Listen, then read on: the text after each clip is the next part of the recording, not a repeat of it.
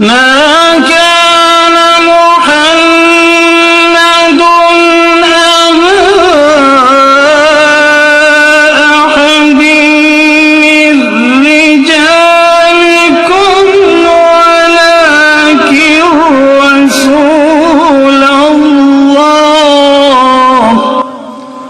ولكن رسول الله وخاتم النبيين۔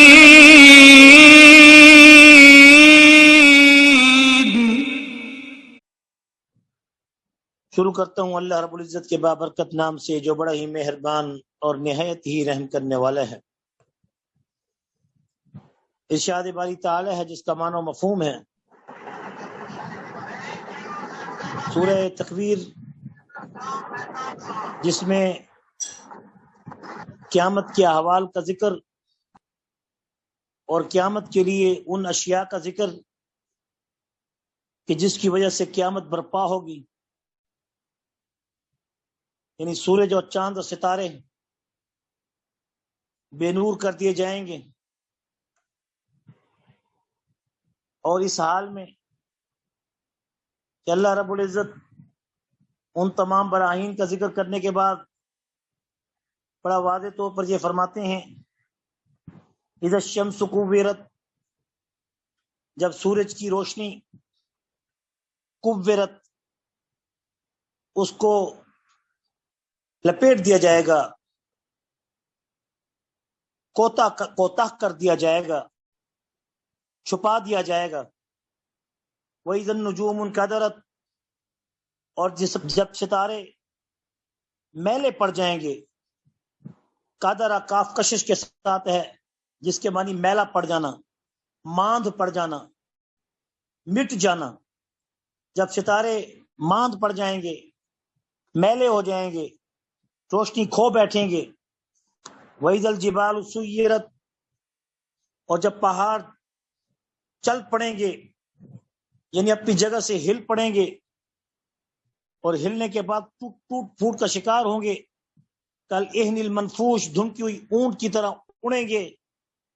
کچی بیکار جو اون ہوتی ہے، کپاس ہوتی ہے، جب اس کو کوئی اچھا کرتا ہے تو اس کے ریزے ریزے کھڑے ہوتے ہیں، اترتے ہیں، ایسی حالت میں ہوگی۔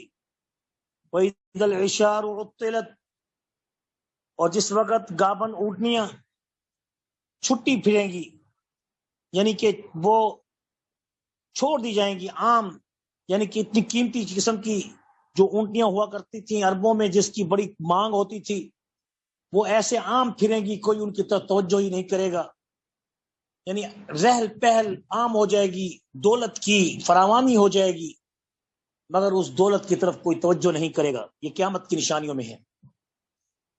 یومئذ تحدث اخبارها بان ربک وحالها واذا الوحوش حشرت، اور جس وقت یہ وحشی جانور وحوش اکٹھے کر دیے جائیں گے، یہ بھی ڈر جائیں گے، جو کہ حملہ کرنے والے جانور، جو کہ نہ ڈرنے والے جانور، جو کہ چیرنے پھاڑنے والے جانور قیامت کے جھٹکے اور آواز کو سن کر دہل جائیں گے، کانپ جائیں گے، اور جنگل کی بجائے شہر کا رخ کر کے اپنے آپ کو شہری آبادی کے گھروں میں چھپائیں گے۔ اللہ اکبر۔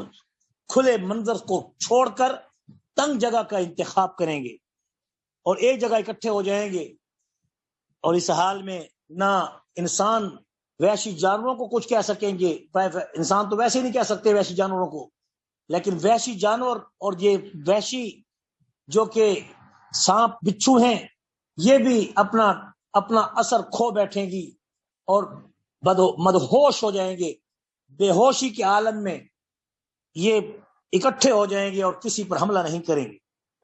وَإِذَا الْبِحَارُ سُجِّرَتْ، اور جس وقت یہ دریا جو ہیں بھڑکا دیے جائیں گے، اور حدیث شریف میں اس کی تشریحات بڑی مشہور ہیں، اور آپ صلی اللہ علیہ وسلم نے جہنم کی تشریح بھی بتائی۔ امام ابن جریج رحمت اللہ علیہ سے مروی ہے، وہ کہتے ہیں جہنم کے 7 طبقے ہیں، ان 7 طبقوں میں ایک کا نام تو جہنم ہے جو قرآن میں ذکر ہوتا ہے، دوسرا نام لظا ہے، نزاعۃ للشوا، کیسے آیت آتی ہے لظا کی؟ بھول جاتے ہیں حافظ، سارے کے سارے ایسے ہیں۔ جہنم کا ذکر بھی قرآن میں ہے، دوسرے نمبر پر لظا کا ذکر ہے، نزاعۃ للشوا، اس سے پیچھے وہ آیت آتی ہے لظا کا لفظ آتا ہے، اور تیسرے نمبر پر حطمہ ہے، جیسے جس کا ذکر ویل لکل ہمزۃ لمزہ نار اللہ الموقدۃ التي تطلع علی الافئدہ، ویل لکل ہمزۃ لمزہ الذي جمع ماله وعدده يحسب ان ماله اخلده كلا لينبذن في الحطمة وما ادراك ما الحطمة۔ حطمہ بھی جہنم کا نام ہے، پھر اس کے بعد سعیر ہے، پھر اس کے بعد پانچویں نمبر پر سقر ہے جس کا ذکر بھی قرآن میں ہے، پھر جہیم ہے، پھر حاویہ ہے، وما ادراک ما ہی نار حامیہ، ایسے ہی جہیم کا ذکر بھی ہے، یصلونہا یوم الدین، اور اس کے اندر جو سورۃ انفطار میں ذکر آتا ہے۔ تو یہ 7 جہنم کے طبقے ہیں جن کے نام اللہ نے قرآن کے اندر ذکر کیے ہیں، جہنم، لظا، حطمہ، سعیر، سقر، جہیم، حاویہ۔ اب یہاں اللہ تعالیٰ فرما رہے ہیں وَإِذَا الْبِحَارُ سُجِّرَتْ، کہ جب کہ یہ جو سمندر ہیں یہ چل پڑیں گے، پھٹ پڑیں گے، اور اس سے آگ نکلے گی۔ سجرت بمانی اوقدت، اوقدت وقود سے ہے، وقود کے بنی ایندھن، آگ کے بھڑکائے ہوئے یہ سمندر ابل پڑیں گے اور اس سے آگ نکلے گی، کیونکہ جہنم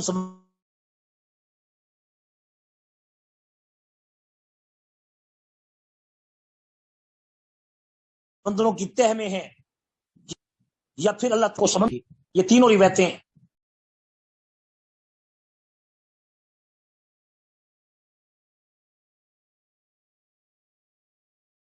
علماء کرام نے، محدثین کی اصطلاح بھڑکا دیے جائیں گے۔ وَإِذَا النُّفُوسُ زُوِّجَتْ، اور اس حال میں کہ نفوس جو ہیں اکٹھے کر دیے جائیں گے۔ اب زوبجت کو زوبجت اس لیے کہتے ہیں کہ زوج سے ہے، اور زوج اور زوجہ کیونکہ اکٹھے ہوتے ہیں اس لیے اس کو ملنے کے معنی میں لیا جاتا ہے۔ اس لیے یہاں بھی اللہ تعالیٰ نے لفظ زوبجت کا لفظ استعمال کیا ہے کہ نفس کی جمع نفوس ہے، اور ہر جی اکٹھا کر دیا جائے گا، ملا دیا جائے گا۔ کس سے ملا دیا جائے گا؟ پوچھو تو صحیح قرآن سے۔ تو حضور علیہ الصلوۃ والسلام نے فرمایا روز قیامت اللہ رب العزت فرماتے ہیں کہ اللہ تعالیٰ ان تمام گروہوں کو یا تو جنتیوں کو جنت والوں کو جنت والوں کے ساتھ ملا دیں گے، اور جہنم والوں کو جہنم والوں کے ساتھ ملا دیں گے۔ کوئی بیٹا بیٹی کا تعلق، ماں بہن کا تعلق، ماں بیٹی کا تعلق، باپ بیٹے کا تعلق، بہن بھائی کا تعلق، میاں بیوی کا تعلق، کچھ نہیں رہے گا۔ صرف اور صرف اس دن تعلق اور زوجت اور تعلق جو ہوگا وہ صرف اور صرف اس صورت میں اکٹھا ہوگا کہ جو جس طبقے سے تعلق رکھتا ہوگا اس طبقے سے ملا دیا جائے گا۔ پہلی تشریح یہی ہے جو امام راغب نے اپنے 3 قولوں میں کی ہے، اور دوسری تشریح اس کی زوجت کی یہ ہے کہ جس وقت ایک نفس کو دوسرے نفس کے ساتھ ملا دیا جائے گا، بمانی جسم کو روح سے ملا دیا جائے گا۔ اب جسم روح سے ملی ہوئی نہیں ہے، جسم روح کے اندر ہے، جسم کے اندر روح ہے، یعنی جسم کے اندر روح ہے، جسم روح سے ملی ہوئی نہیں ہے۔ جس وقت جسم کو روح سے ملا دیا جائے گا یعنی کہ ایک قالب کر دیا جائے گا، یہ قرآن اس کی تصدیق کر رہا ہے۔ اس دن میں بتا رہا تھا کہ ایک بندے نے، آپ میں سے کسی نے پوچھا تھا کہ آپ یہ کہہ رہے ہیں کہ روز قیامت انسان کی روح اور جسم ایک ہو جائے گی، اس کی دلیل کیا ہے؟ اس کی دلیل یہ آیت ہے۔ امام راغب اصفہانی کا یہ قول ہے کہ جس دن روح کو جسم کے ساتھ ملا دیا جائے گا، مالا ینفق کر دیا جائے گا۔ تیسری تشریح امام راغب اصفہانی نے یہ کی ہے کہ یہ نفس جو ہیں یہ اپنے اعمال کے ساتھ جوڑ دیے جائیں گے۔ اللہ اکبر، یہ بڑی عظیم تفسیر ہے اور سمجھنے کے قابل تفسیر ہے، اور روح رکھنے والی اور جسم رکھنے والی جو اس کے اندر جو قوت ہے، اس کے اندر یہ ایسی طاقت بھر دی جائے گی جیسے روح اور جسم کی طاقت ہے، ایسے ہی اعمال میں طاقت بھر دی جائے گی۔ اگر نیکی کے اعمال زیادہ ہوں گے تو اتنی پرواز اس کی زیادہ ہو جائے گی، اگر گناہ کے اعمال زیادہ ہیں تو ان اعمال کے ساتھ اس کے جسم کو جوڑ دیا جائے گا. جیسے جیسے اعمال کیے ہوں گے اتنے ہی اعمال کی طاقت و قوت جسم کے حصے میں شامل کر دی جائے گی. یہی وجہ ہے کہ حضور نے فرمایا بہت سے لوگ ایسے ہوں گے جو بڑے بڑے پیٹوں والوں کمروں والے کوٹھوں والے ہوں گے. بہت سے ایسے ہوں گے جن کی زبانیں بہت لمبی ہوں گی اور ان کو کینچیوں سے کاٹا جا رہا ہوگا. بہت سے ایسے پیٹ ہوں گے جس کے اندر بچھو اور آگ چل رہی ہوگی. اور بہت سے ایسے جسم ہوں گے جو زمین و آسمان سے بڑھا دیے جائیں گے اور ان کے اوپر زمین و آسمان کا بوجھ ڈال دیا جائے گا. یہ ہے وہ وقت جس وقت جسموں کو اعمال کے ساتھ جوڑ دیا جائے گا. اللہ کرے ہمارے اعمال صالح ہوں اور روز قیامت ان صالح اعمال کی برکت سے ہمیں طاقت و قوت عطا کی جائے. تو یہ ذکر قرآن کی تفسیر کا اتنا لمبا ہے. اس صورت کو حضور اکرم صلی اللہ علیہ وسلم جب پڑھتے تھے تو صحابہ کرام رضوان اللہ اجمعین دیکھتے تھے حضور کی آنکھوں سے آنسو لگاتار جاری ہوتے تھے. اور صحابہ کرام نے حضور سے پوچھا یا رسول اللہ صلی اللہ علیہ وسلم آپ کی داڑھی کے بال سفید ہو رہے ہیں.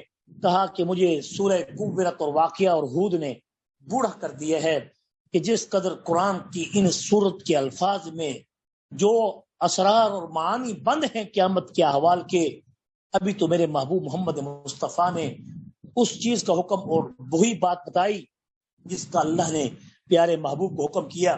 لیکن آگے پھر ذکر آ رہا ہے کہ میرے محبوب ایسے ہیں کہ جنہیں خبریں جتنی بھی دی گئی ہیں وما هو علی الغیب بضنین، وہ اپنی ان خبروں پر غیب کی جو اللہ کی طرف سے وحی کا حصہ تھی اس میں بخیل نہیں ہیں. بضنین بخیل کہتے ہیں. تو اب یہاں لفظی ترجمہ کرتے جائیں کیونکہ یہ بہت ہی اہم تھا. وَإِذَا النُّفُوسُ زُوِّجَتْ، اور جب نفوس اکٹھے کر دیے جائیں گے. بتا دیا پہلی تفسیر امام راغب کی کہ جس میں جنتیوں کو جنتی لوگوں کے ساتھ، جہنمیوں کو جہنمی لوگوں کے ساتھ، اور روح کو جسم کے ساتھ اور اعمال کو جسم کے ساتھ پیوست کر دیا جائے گا، ملا دیا جائے گا. اللہ اکبر. آگے فرمایا وَإِذَا الْمَوْءُودَةُ سُئِلَتْ بِأَيِّ ذَنبٍ قُتِلَتْ، اور جبکہ موعودہ اور وعدہ یہ دو لفظ ہیں. موعودہ یہ مفعول ہے، اس میں مفعول کا صیغہ ہے کہ جو ضربہ کی مصدر سے اس میں مفعول ہے، اور اس میں اس کے معنی ہیں کہ جو کہ یعنی موعودہ مفعول کے معنی میں آئے گا جو کہ زمین میں گاڑی گئی، جو زمین میں گاڑی گئی ہے. سئلت، اس سے پوچھا جائے گا. اب یہاں زمین میں گاڑی ہوئی ان بچیوں سے جن کو زندہ درگور کر دیا جاتا تھا زمانہ جہلیت میں. اور ایک بات اور بھی بتا دوں کہ اکثر مواعظین یہ بیان کرتے ہیں کہ یہ جو زمانہ جہلیت میں مشرکین تھے یہ اپنی بیٹیوں کو زندہ درگور کر دیتے تھے اور یہ سب پر اس کا اطلاق کرتے ہیں. حالانکہ یہ بالکل غلط ہے، سراسر غلط ہے. سب پر اطلاق نہیں ہے، ورنہ اگر سب پر اطلاق ہوتا تو پھر یہ بچے پیدا کیسے ہوتے، مائیں کیسے بنتی. بہرحال یہ ساری بات صرف چند ان لوگوں میں جو کہ جاہل طبقہ تھا وہ اپنی بیٹیوں کو زندہ درگور کر دیتا تھا، یا وہ عورتیں جو اپنے خاوندوں کے تانے سے بچنے کی خاطر، جیسے آج کل کی بھی بہت سی عورتیں اس قسم کے ہتھ کنڈے استعمال کرتی ہیں یا پھر اس قسم کی وہ اعمال اختیار کر لیتے ہیں کہ جس سے علماء امت نے ان افعال کو، اعمال کو پیدائش کے اندر حرام قرار دیا ہے کہ ایسی پیدائش جو کسی اور نطفے سے اگر ڈائریکٹ اگر اس کو کسی کے کسی کے رحم میں داخل کر دیا جائے تو ایسی اولاد، اس کی اولاد تصور نہیں کی جائے گی. لیکن اس پر ایک تفصیل ہے، ایک تشریح ہے کہ جیسا کہ بعض ڈاکٹر حضرات بیٹھے ہیں تو وہ بھی اس کی اگر خدا نخواستہ غلطی مجھ سے ہو تو اس کی تصحیح کر دیں کہ ایکس وائی جیسے کہ مرد کے کروموسوم ہوتے ہیں اور ایسے ہی عورت کے کروموسوم میں صرف ایکس ہوتا ہے، تو اب وہ یا وائی ہوتا ہے، تو اب اس میں پھر وہ مرد کے کروموسوم جو ہوتے ہیں ان میں جو بچہ اور بچی بننے کے جو اس کے اندر جراثیم ہوتے ہیں ان میں وہ بچی کے جراثیم کو نکال لیتے ہیں، ان کروموسوم کو نکال کے وہ مرد والے کروموسوم باقی رکھ دیتے ہیں کہ جس سے پھر بیٹا ہوتا ہے، یا پھر جس کے ہوتے نہیں ہیں تو ان میں کوئی ایسا پروسیس کرتے ہیں کہ جس سے اس کے اندر وہ جراثیم پیدا ہو جاتے ہیں اور پھر اس کے بعد وہ زندگی اپنی آگے ازدواجی پھر وہ استعمال میں لا کر پھر وہ اس سے اولاد کا حصول حاصل کرتے ہیں. تو اس میں علماء کرام نے قدر توقف کرتے ہوئے اس کو جائز قرار دیا ہے. لیکن بلا واسطہ براہ راست کسی غیر محرم کے نطفے کو اگر کسی کی منقوہ عورت کے جسم میں داخل کر دیا جائے اور اس سے اولاد کا پیدا کیا جائے تو اس اولاد کے عمل کو حرام قرار دیا گیا ہے، باطل قرار دیا گیا ہے. تو اللہ تعالیٰ نے بھی قرآن مجید میں ان عورتوں کے بارے میں کہ جو بچے جنتی ہیں، جو بچے نہیں جنتی، جو بچے مذکر جنتی ہیں، جو مؤنث جنتی ہیں، 4 احوال بیان کیے ہیں. اور پھر ان 4 احوال میں بڑے واضح طور پہ اللہ تعالیٰ نے کہا ہے یَهْبُ لِمَن يَشَاءُ إِنَاثًا وَيَهْبُ لِمَن يَشَاءُ الذُّكُورَ. کچھ وہ ہیں کہ جس کو ہم بچیاں دیتے ہیں، کچھ وہ ہیں کہ جن کو ہم بچے دیتے ہیں، مذکر دیتے ہیں. او یزوجہم ذکرانا و اناثا، کچھ وہ ہیں جنہیں ہم مذکر و مؤنث بچے اور بچیاں، بیٹے اور بیٹیاں دونوں دیتے ہیں. اور کچھ ایسے بھی ہیں جو چوتھے نمبر پر ہے او یزوجہم ذکرانا و اناثا ویجعل من یشاء عقیما، اور کچھ ایسے بھی ہیں جن کو ہم کچھ نہیں دیتے. تو یہ سارا اللہ کے حکم میں ہے اور اس میں کسی قسم کا عورت کا قصور نہیں ہوتا کہ اولاد کیوں نہیں ہو رہی یا اولاد میں بیٹیاں کیوں ہو رہی ہیں، کیونکہ عورت کا تو ایک ہی جرثومہ ہوتا ہے اور مرد کے 2 ہوتے ہیں. اور نبی کریم صلی اللہ علیہ وسلم کی حدیث کے مطابق کہ جب مرد کا پانی غالب آ جائے تو بیٹا ہے اور جب عورت کا پانی غالب آ جائے تو بیٹی ہے. بس وہ تو انسان کے اپنے ہی کمال کی اور اپنی طاقت اور قوت کی اور اللہ کے حکم کی تاثیر ہے. تو اس لیے کسی کو یہ حق حاصل نہیں کہ وہ اپنی عورتوں کو تانا دے کہ تمہیں اولاد کیوں نہیں ہوتی یا تمہاری اولاد صرف مؤنث کیوں ہے. تو یہ ساری باتیں اللہ تبارک و تعالیٰ نے قرآن میں اس کا ذکر واضح کر دیا. تو وہ ظالم لوگ آج کل کے مسلمان تو اس مصیبت کا شکار ہو گئے کہ اولاد نہ ہو تو عورت خودکشی کر لیتی ہے یا پھر عورت کچھ اور غلط فعل کر لیتی ہے، تو جس سے اسلام اور دین کی دھجیاں اڑتی ہیں. اس وقت کے لوگ پھر اپنے لیے عیب سمجھتے تھے کہ بیٹی جب پیدا ہوگی تو وہ کسی کی وہ اس کا کوئی داماد بنے گا تو اس کو اپنی عزت نفس کے خلاف سمجھتے تھے. یہ سارے لوگ ایسے نہیں تھے. عرب میں کچھ لوگ تھے جن کی یہ روش تھی کہ جو اس طرح کی حرکتیں کرتے تھے. اور اس کا تفصیل سے ذکر بھی حضرت ساسا کے اس قول سے، حضرت ساسا رضی اللہ عنہ جو ایک صحابی رسول ہیں کہ جنہوں نے رسول اللہ صلی اللہ علیہ وسلم کو فرمایا یا رسول اللہ صلی اللہ علیہ وسلم کہ میں نے 360 بچیوں کی جان بچائی اور ہر ایک بچی کی جان بچاتے وقت میں نے ایک گامبن اونٹنی اور اونٹ اس کو دے کر اس بچی کی جان بچائی. یعنی کثرت سے یہ واقعات ہوئے ہیں لیکن سارے ایسا نہیں کرتے تھے. کچھ لوگ ایسے بھی تھے جو مال خرچ کر کے ان بچیوں کو زندہ درگور ہونے سے بچاتے تھے. اور آپ صلی اللہ علیہ وسلم نے اس نے جب یہ پوچھا یا رسول اللہ صلی اللہ علیہ وسلم کہ میں نے 360 بچیوں کی جان بچائی اور ان پر مال خرچ کر کے میں نے زندہ درگور بچیوں کو جو کہ وہ زندہ درگور کرنے والے تھے میں نے ان کو بچایا تو اس پر مجھے کوئی اجر ملے گا؟ تو آپ صلی اللہ علیہ وسلم نے اس کو خوشخبری دی، کیوں نہیں، اگرچہ تو اس وقت ایمان کی حالت میں نہیں تھا لیکن جو ایمان کی دولت تو نے حاصل کی، کیا یہ تجھے اس عمل کی وجہ سے نہیں حاصل ہوئی کہ تو نے اللہ کے نیکی کے عمل کو قبول کر کے ان بچیوں کی جان کو بچایا تو اللہ نے تیری جان کو جہنم کی آگ سے بچایا اور ان بے گناہ بچیوں کو جو قتل کرتے تھے تو نے اس کو بچایا. تو اس کے بدلے میں اللہ تعالیٰ نے تجھے ان 360 بچیوں کے زندہ درگور کو یعنی ان کو گاڑنے سے بچانے کے پر اس ساسا بن ناجیہ اس صحابی کو جو حضرت علی رضی اللہ عنہ کے جو تابعی تھے، ایک صحابی جو تھے ساسا بن ناجیہ تھے اور وہ جو حضرت علی رضی اللہ تعالیٰ عنہ کے جو شاگرد تھے فرزدق، یہ فرزدق کے دادا تھے اور فرزدق جو تھا یہ تابعی تھا. فرزدق ایک بہت مشہور شاعر گزرا ہے. یہ فرزدق کے دادا تھے ساسا بن ناجیہ جنہوں نے 360 بچیوں کو بچایا اور اس کا حوالہ تفسیر کی کتابوں میں جیسے طبرانی وغیرہ ہے، در منصور ہے، اس میں اس کا ذکر آتا ہے. تو آپ صلی اللہ علیہ وسلم نے اس کو اس عمل پر خوشخبری دی اور کہا یہ تیرے لیے کم پیدا ہے کہ اللہ تعالیٰ نے تجھے اس کا یہ صلہ دیا کہ تو نے اللہ تعالیٰ کو قبول کیا، اللہ تعالیٰ کی وحدانیت پر ایمان کو قبول کیا، اور میرے اوپر کلمہ پڑھ کر تو نے جہنم کی آگ کو اپنے اوپر حرام کر دیا۔ تو وَإِذَا الصُّحُفُ نُشِرَتْ وَإِذَا النُّفُوسُ زُوِّجَتْ وَإِذَا الْمَوْءُودَةُ سُئِلَتْ، اور جب کہ زندہ درگور ان بچیوں سے پوچھا جائے گا۔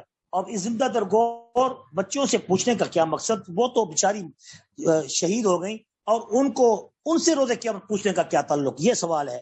اب اس کا جواب یہ ہے کہ یہاں سے موعودہ سے مراد واعدہ بھی ہے اور موعودہ بھی ہے، کیونکہ حضور اکرم صلی اللہ علیہ وسلم کی حدیث مبارک ہے الواعدۃ والموعودۃ لہا فی النار، الواعدۃ والموعودۃ لہا فی النار، واعدہ کہتے ہیں دفن کرنے والی، اور موعودہ کہتی ہیں جس کی خاطر دفن کی گئی۔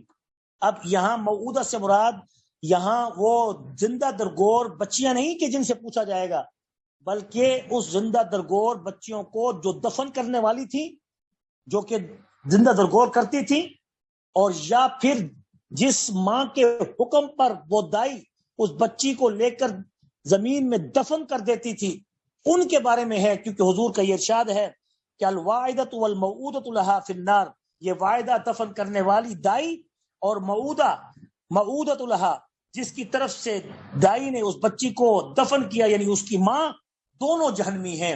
روز قیامت دفن کرنے والیاں اور جن کی وجہ سے دفن کیا گیا ان کی مائیں دونوں جہنم میں جائیں گی۔ یہ ابو داؤد کی حدیث ہے اور اس کی سند صحیح ہے۔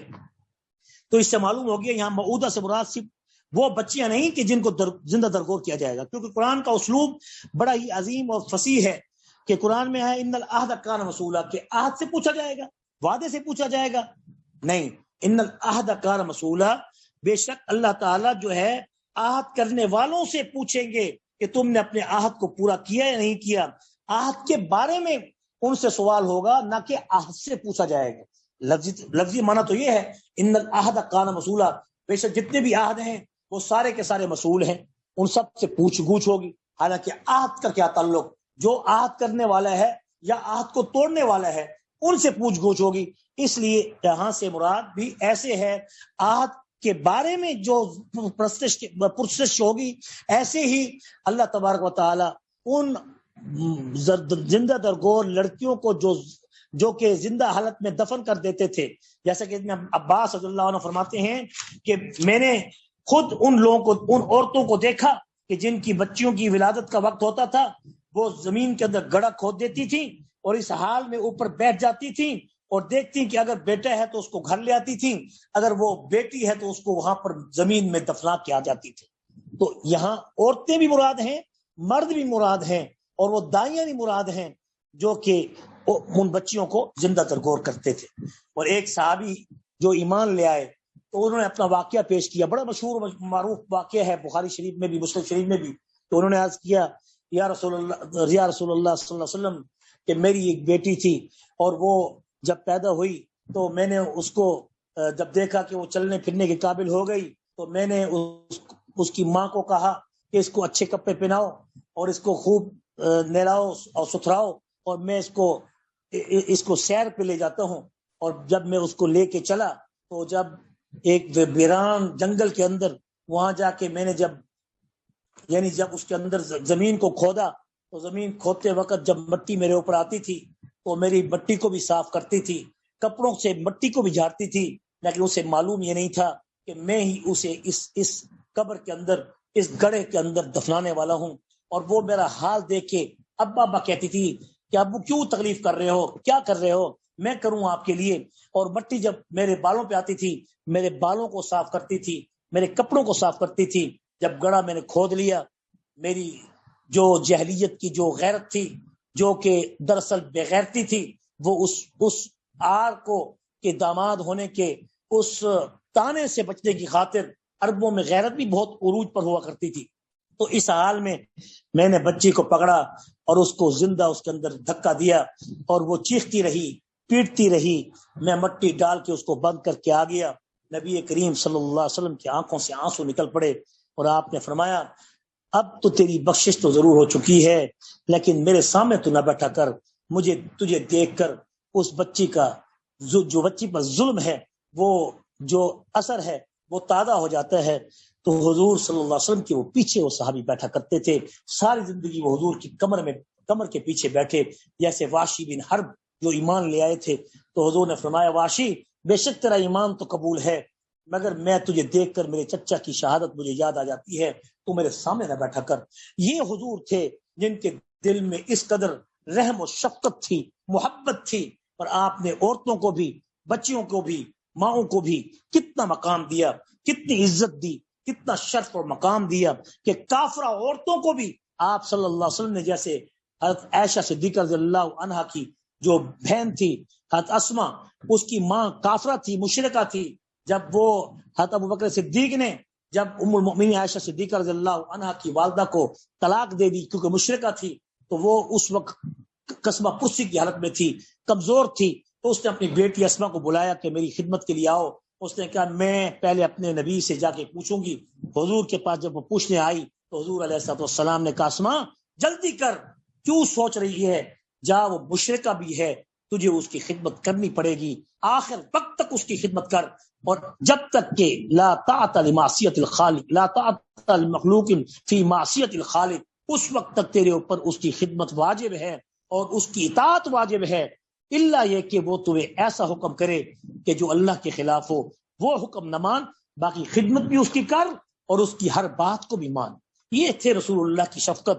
اور امت پر اللہ تعالیٰ نے نبی کریم صلی اللہ علیہ وسلم کو رحمت للعالمین بنا کر بھیجا، کافروں کے لیے بھی، مسلمانوں کے لیے بھی، اور حیوانوں کے لیے بھی، جمادات اور نباتات کے لیے بھی.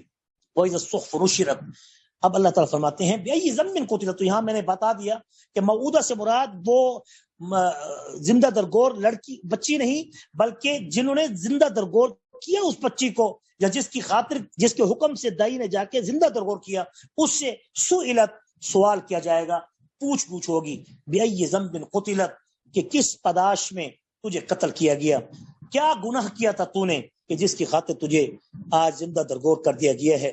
بِأَيِّ ذَنبٍ قُتِلَتْ وَإِذَا الصُّحُفُ نُشِرَتْ. اور صحیفے کھول دیے جائیں گے، اور پھر انہیں کس گناہ کی پداش میں قتل کیا گیا ہے. وَإِذَا الصُّحُفُ نُشِرَتْ.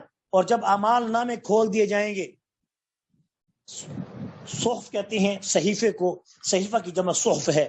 نشرت، نشر کو کہتی ہیں کھولنا، چلنا، پھیلانا. جب کھولے جائیں گے اعمال نامے. وَإِذَا السَّمَاءُ كُشِطَتْ. اور جب آسمان کی کھال اتار دی جائے گی. تو یہاں پر کھال اتارنے سے مراد کھال کھینچ دی جائے گی. اس کے معنی علماء کرام نے لکھے ہیں کہ آسمان کے اوپر اللہ تعالیٰ اس کے اندر دروازے ہیں جو کھول دیے جائیں گے. یا پھر بعض علماء نے لکھا ہے کہ اللہ تعالیٰ نے کیونکہ دھوئیں سے آسمان کو پیدا کیا ہے اور اس دھوئیں کو جامد کیا تھا، پھر جب جامد کیا تو اس کے اوپر خوبصورت قسم کی اس کے اوپر تزئین اور ترعیش کی، جو اس نے ڈھانپ لیا. جب اس کو ڈھانپ لیا تو وہ اس کے اندر اوپر کی چیز نیچے والوں کو نظر نہیں آتی، نیچے والوں کو اوپر کی چیز نظر نہیں آتی. لیکن جب قیامت کا دن برپا ہوگا تو پہلے اس اوپر کے غلاف کو اتارا جائے گا، جو آسمانوں کے اوپر ایک خوبصورت چادر کی شکل میں لپٹا ہوا ہے، وہ پھاڑ دیا جائے گا، چیر دیا جائے گا، اور وہ تیل کی تلچھٹ کی طرح اس کو ہٹا دیا جائے گا. تو اس کے اندر پھر وہ شیشے کی طرح صاف اوپر کی جگہ میں نظر آئیں گی، اور نیچے والوں کو اوپر کے مقام نظر آئیں گے، اوپر والوں کو نیچے کے مقام نظر آئیں گے. اور اس حال میں دروازے بھی ہیں، قرآن کے ذکر ہے کہ ابواب بھی ہیں کہ جو کھولے جائیں گے روز قیامت. اور ان ابواب کا ذکر بھی قرآن کے اندر آتا ہے کہ اللہ تعالیٰ قیامت کے قریب آسمان کے دروازے کھول دے گا. اب آگے فرمایا وَإِذَا الْجَحِيمُ سُعِّرَتْ وَإِذَا الْجَنَّةُ أُزْلِفَتْ. آسمان کے دروازے کھول دیے جائیں گے، آسمان کی کھال کھینچ دی جائے گی. کوشتت کہتے ہیں کشت سے، کشت کے معنی ہے کھینچ لینا. وَإِذَا الْجَحِيمُ سُعِّرَتْ. اور جب جہنم جو ہے بھڑکائی جائے گی، اور یہ جہنم زمین کے طبقے کے اندر ہے جو بھڑک رہی ہے. اور جب قیامت کا دن برپا ہوگا تو اس وقت اللہ تبارک و تعالیٰ اس جہنم کے دروازے کو کھول دیں گے. سمندر کا سارا پانی دھواں بن کر اڑ جائے گا، اور آگ ہی آگ ہوگی جو ہر طرف انسانوں کو لپیٹے گی اور دوڑائے گی، محشر کے میدان کی طرف ہانکے گی. وَإِذَا الْجَنَّةُ أُزْلِفَتْ. اور جب کہ جنت کو ازلفت قریب کر دیا جائے گا. ازلفت ازلفت سے ہے، مزدلفہ کو مزدلفہ اس لیے کہتے ہیں کہ وہ لپٹنے کے معنی میں ہے، قریب کے معنی میں ہے. ازلفت زلف سے ہے. زلف کو ہم زلف کیوں کہتے ہیں کہ وہ ہمارا ہم زلف ہے، یعنی وہ بہت قریبی ہے ہماری یعنی بیویوں کے تعلق سے وہ ہم زلف ہے.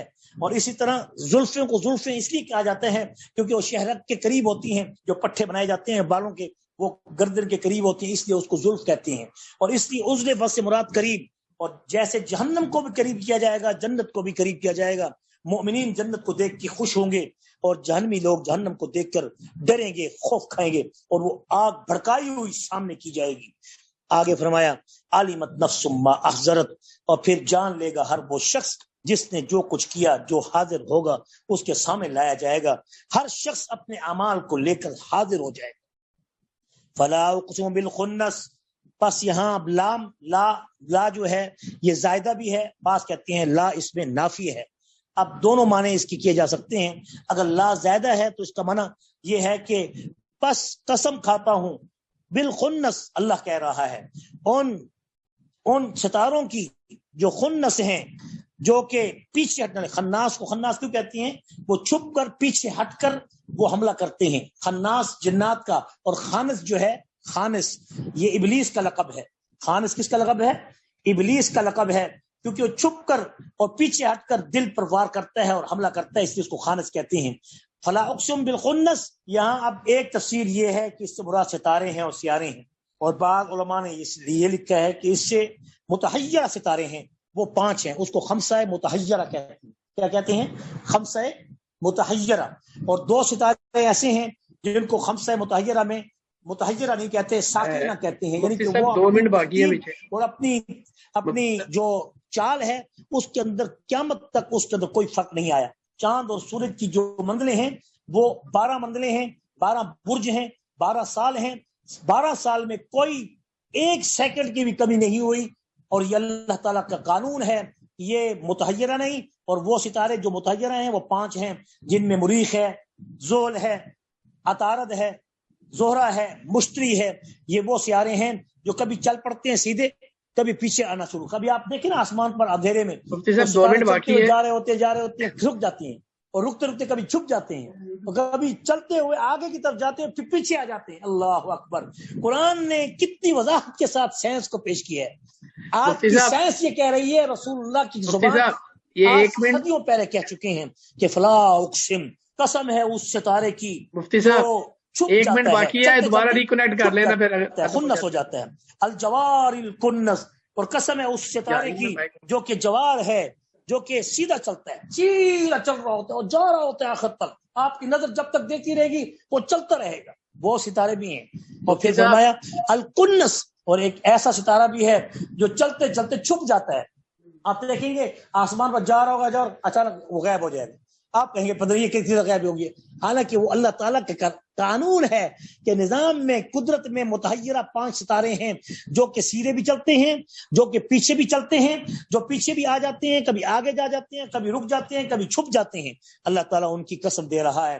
یہ تینوں تفسیریں اب علماء کرام نے یہ پیش کی ہیں کہ ان سے چھپ جانے والے خمسہ متحیرہ بھی ہو سکتے ہیں جو مشرق سے مغرب کی طرف چلتے ہیں، اور کبھی یہ پھٹک کر رک کر پیچھے کی طرف الٹے پھر چلنا شروع ہو جاتے ہیں، اور کبھی یہ سورج کی روشنی میں غائب ہو جاتے ہیں، یا پھر یہ رات کے وقت بھی چلتے چلتے غائب ہو جاتے ہیں. اور دوسرا اگر بند ہو گیا تو ریکنیکٹ کر لینا دوبارہ، یا سارے ذرا دوبارہ شامل ہو جانا. مفتی صاحب نیل گائے ہے. کنس سے مراد الجوال کنس، اس سے مراد نیل گائے ہے، جو کہ وہ اس کی عادت ہے، وہ اپنے آپ کو چھپاتی ہے، انسانوں کو دیکھتی ہے تو چھپتی ہے، رک جاتی ہے، ادھر ادھر ہو جاتی ہے.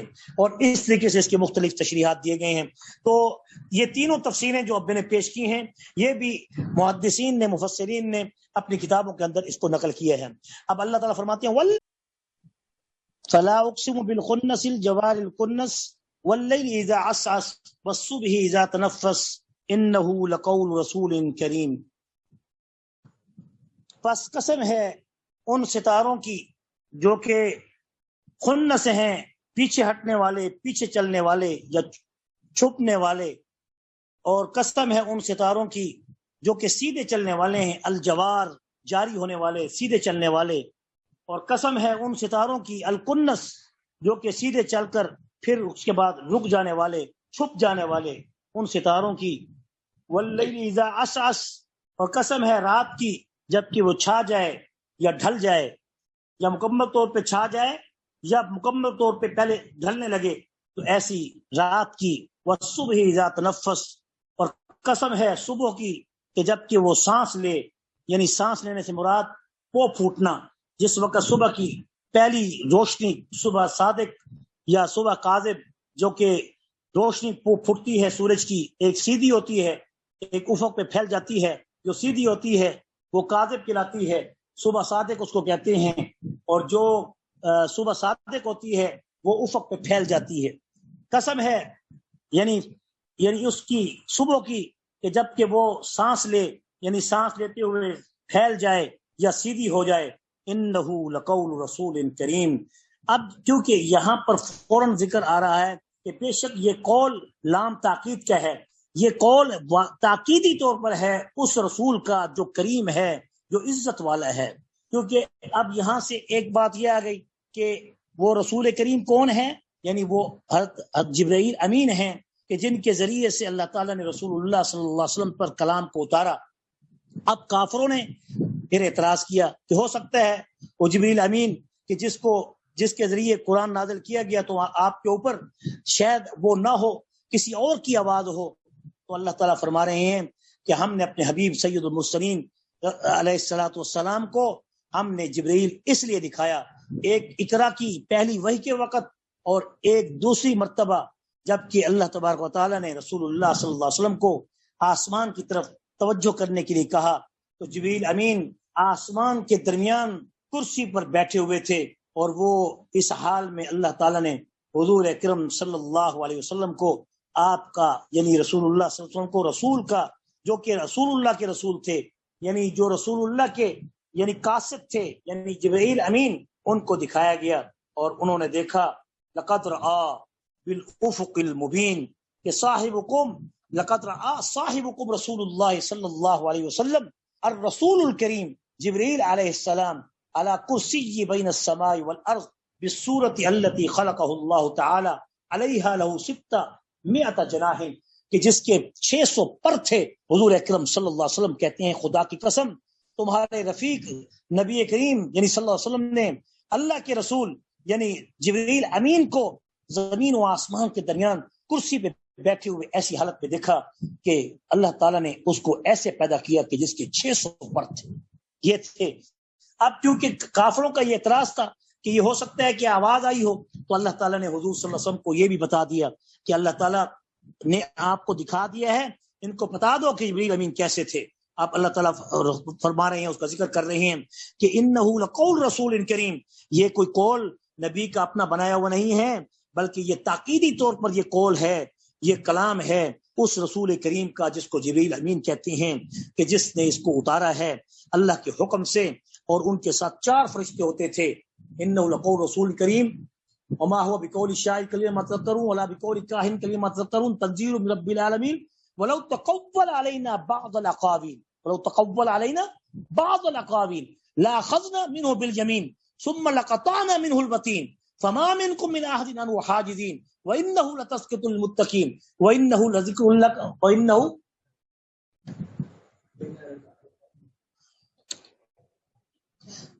اور یہ فرشتے جبرائیل امین جب آسمان سے قرآن پاک کی وحی کو لے کے آتے تھے تو ان کے ساتھ 4 فرشتے ہوتے تھے، اور وہ ایسے فرشتے ساتھ ہوتے تھے جو بڑے طاقتور تھے کہ وہ اپنے ہاتھ دائیں سے حضرت جبرائیل امین کی حفاظت کرتے تھے، کوئی ان کی وحی کو کوئی اور سن نہیں سکتا تھا، یہاں تک کہ اگر اللہ تعالیٰ کہہ رہے ہیں اگر جبرائیل امین نعوذ باللہ من ذالک ایسا ہو نہیں سکتا، لیکن قرآن یہ کہتا ہے کہ اگر وہ وَإِنَّهُ لَقَطَعْنَا مِنْهُ الْوَتِينَ ثُمَّ لَقَطَعْنَا مِنْهُ الْوَتِينَ فما منكم من احد عنه حاجزين وانه لتذكرة للمتقين وانا لنعلم ان منكم مكذبين، کہ اگر وہ تھوڑی بھی خیانت کرتے تو ہم ان کی گردن دبوچ دیتے۔ اللہ اکبر، ایسا ہو نہیں سکتا، لیکن اللہ نے قرآن کی حفاظت ایسی زبردست طریقے سے کی ہے کہ وہ قول رسول، وہ رسول کریم ایسا تھا، ایک تو خود بھی طاقتور تھا، ذی قوت، وہ صاحب قوت ہے، عند ذی العرش مکین، جو عرش مکین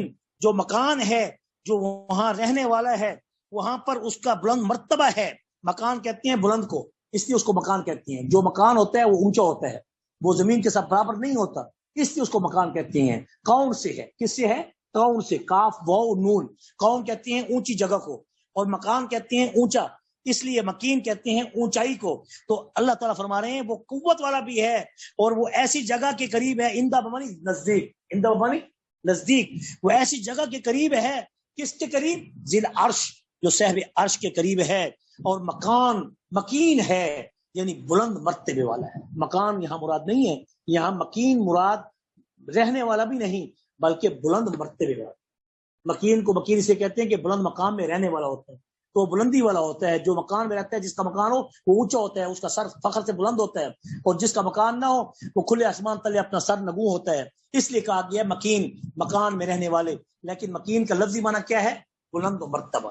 अब अगर अल्लाह ताला फरमा रहे हैं मुतआइन सम्मा अमीन, और वो ऐसा फरिश्ता है कि जो कि माना हुआ है, मुतआइन है, कि वो जिसकी मानी जाती है बात, वो मुता है, जो अल्लाह ताला का मुती है।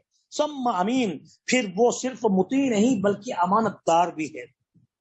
अब अल्लाह ताला फरमाते हैं कि जिब्रील की नफी कर रहे थे, जिब्रील की तारीफ कर दी। अब अल्लाह ताला ने उनकी ये भी नफी कर दी कि जो ये बदबख्त कहते हैं कि ये मजनून है, तो अल्लाह ताला फरमा रहे हैं खबरदार मेरे नबी को मजनून मत कहो। वमा साहिबुकुम बिमजनून, और नहीं है तुम्हारा रफीक, नहीं है तुम्हारा साहिब, नहीं है तुम्हारा दोस्त, नहीं है तुम्हारा मुसाहिब बिमजनून, कि जो दीवाना हो। वो दीवाना नहीं है। वमा हुआ बिकौली शायर, ये शायर नहीं है। वमा हुआ बिकौली काहिन, ये कोई काहिन का कौल नहीं है। वमा हुआ बिकौली काहिन, ये किसी काहिन का कौल नहीं है। वमा हुआ बिकौली साहिर, ये कोई साहिर का कौल नहीं है, न जादूगर का कौल है, न काहिन कहानत वाले नजूमी का कौल है, न कौल शायर है, बल्कि ये कौन है? ये वो है कि जो रसूल करीम के कौल से है। इन्नहु लक़ौल रसूल करीम, जो कि जिब्रील अमीन के कौल से तुम तक बात पहुंचाता है, और वो सच्ची बात पहुंचाने वाला भी ताकतवर है, और तुम्हारा पैगंबर भी वो मजनून नहीं है। वलक़द रआहु बिल उफ़ुक़िल मुबीन, और फिर ये कहते हैं कि अगर नबी करीम सल्लल्लाहु अलैहि वसल्लम ने अगर ये कलाम पढ़ के सुनाई है, लेकिन ये कैसे हमें पता चले कि ये जिब्रील की थी या अल्लाह की तरफ से थी, तो कम से कम उसकी दलील हो। अल्लाह ताला ने उसकी दलील दे दी, वलक़द रआहु बिल उफ़ुक़िल मुबीन, और तहकीक पक्की और सच्ची बात है कि इस नबी ने उसको देखा है। बिल उफ़ुक़िल मुबीन, मुबीन कहते हैं इबान को, इबान कहते हैं खुली जगह को, अबान कहते हैं खुली जगह को, खुली जगह को अबान कहते हैं। मुबीन उसी से निकला है, अबान से। अबान लफ्ज़ खुले दिल वाला, खुले चेहरे वाला, खुले मिजाज वाला, उसको अबान कहते हैं। और मुबीन कहते हैं खुली जगह को, और बिल उफ़ुक़ कहते हैं किनारे को, यानी उफ़ुक़ यानी जैसे किनारे होते हैं आसमान के। तो अब अल्लाह ताला फरमाते हैं कि अल्लाह ताला ने उस नबी को दिखाया, उसने देखा है ऐसे फरिश्ते को उफ़ुक़ मुबीन पर, यानी आसमान के किनारों पर। वमा हुवा अल गैबि बिज़नीन, खबरदार जो कुछ भी मेरा महबूब तुम्हें बयान कर रहा है वो गैब की खबरें हैं या हाजिर की खबरें हैं, जो मुस्तकबिल की खबरें हैं, माजी की खबरें हैं, ये सारे वाकयात जो भी बयान कर रहा है वो नहीं है इस बात पर कि जो गैब की खबर देने में बेजनीन हो, कि वो बुखल का शिकार। एक ज़ोए से है जन, एक ज़ुआत से जन। ज़ोए से जन के मानी क्या है? गुमान, और ज़ुआत से जन के मानी क्या है? बुखल। वो बुखल नहीं करता, वो बखील नहीं है, वो गैब की बातें बताने पर बखील नहीं है। वमा हुआ बिकौली शैतानिर रजीम, और ये जो कौल रसूल का है, ये रसूल का कौल है, ये शैतान का कौल नहीं है। अल्लाह अकबर। ये कुरान जो है ये कौल रसूल का है, यानी जिब्राइल भी रसूल है और मोहम्मद अरबी भी रसूल हैं। एक अल्लाह का रसूल है और एक महबूब का रसूल है। सुभान अल्लाह। एक अल्लाह का रसूल है मोहम्मद है, और एक रसूलुल्लाह है, वो कौन है? जिब्रील है। ये कौल जिब्रील है, ये कौल रसूल है, और जो ये शैतान है उसका कौल नहीं है। वमा हुआ बिकौली शैतानिर रजीम, ये शैतानी इल्हाम नहीं कि जो कि मेरे महबूब मोहम्मद मुस्तफ़ा पर नादिल किया गया है। रजीम तो मरदूद को कहते हैं, ये रजम शुदा मरदूद शैतान का कौल नहीं है। फ़ाइन तज़हबून, बस ए लोगों किधर जा रहे हो, कहाँ जाते हो? इस कुरान को छोड़कर, इस कलाम को छोड़कर, इस नबी को छोड़कर, इन नबी वालों को छोड़कर, इन उलमा को छोड़कर, इन अतकिया को छोड़कर, इन सुलहा को छोड़कर, इन सूफिया को छोड़कर, जिनका जिक्र 24 घंटे अल्लाह का, जिनका तस्करा 24 घंटे अल्लाह का, جس کی بات 24 گھنٹے اللہ اور اس کے رسول کی، ان کو چھوڑ کے تم کسی اور کے چکر میں کیوں جاتے ہو؟ جو دنیا کی باتیں کرے، جو دین سے دور کرے، ایسے لوگوں کی طرف کیوں جاتے ہو؟ این تذهبون، کہاں جا رہے ہو؟ کہاں جاتے ہو؟ ان هو الا، ہاں مگر تمہیں پتہ نہیں ہے کہ یہ تو وہ ہے، یعنی یہ نہیں ہے، ان نافی ہے، یہاں ان کیا ہے؟ ان نافی ہے، ہوا وہ، یہ نہیں ہے وہ، مگر یعنی یہ کلام وہ نہیں ہے، مگر ہے تو کیا ہے؟ ذکر للعالمین، یہ تمام جہانوں کے لیے نصیحت ہے، تمام جہانوں کے لیے علم ہے، تمام جہانوں کے لیے یہ علوم کا مرقع ہے۔ لمن شاء منکم ان یستقیم، اور جو چاہے گا منکم تم سے، جو کوئی تم سے سیدھے راستے پہ چلنا چاہے، اے نبی اس کو بتا دو، لمن واسطے اس شخص کے، شاہ جو چاہتا ہے، منکم تم میں سے، ان یستقیم کہ وہ سیدھے راستے پہ چلے، تو وہ سیدھے راستے پہ چلے، وہ آپ کے راستے پہ آ جائے، جو چاہتا ہے وہ اس سیدھے راستے پہ آ جائے، جو کوئی تم میں سے سیدھے راستے پہ چلنا چاہے وہ آ جائے اس سیدھے راستے پہ۔ ہاں بات یہ ہے کہ جن کے من پلیت ہیں ان کو اللہ تعالیٰ اس راستے پہ نہیں چلنے دیتا، اس لیے کہا وما تشاءون، اور تم نہیں چاہو گے، تم نہیں کر سکو گے، تم نہیں چاہتے مگر ان یشاء اللہ، تم کچھ بھی توفیق حاصل نہیں کر سکتے کہ تم اللہ کے راستے پہ چلو، مگر جن کے من پاک ہیں، ان یشاء اللہ، اللہ بھی ان کے لیے چاہتا ہے، جو رب العالمین، جو تمام جہانوں کا رب ہے، وہ تمہیں سیدھے راستے پہ چلا کے رہے گا۔ الحمدللہ کہ ہم نے اللہ کے راستے پہ، رسول اللہ کے راستے کو قبول کیا ہوا ہے، اور اللہ ہمارا خاتمہ اسی راستے پر چلتے ہوئے کرے اور دین کو پھیلاتے ہوئے کرے، اور اللہ اس کے رسول کی بات کہتے ہوئے کرے، اور اس حال میں اللہ تعالی ہم سب کو اپنے مقبول بندوں میں شمار فرما دے۔ آمین۔ وآخر دعوانا الحمدللہ رب العالمین۔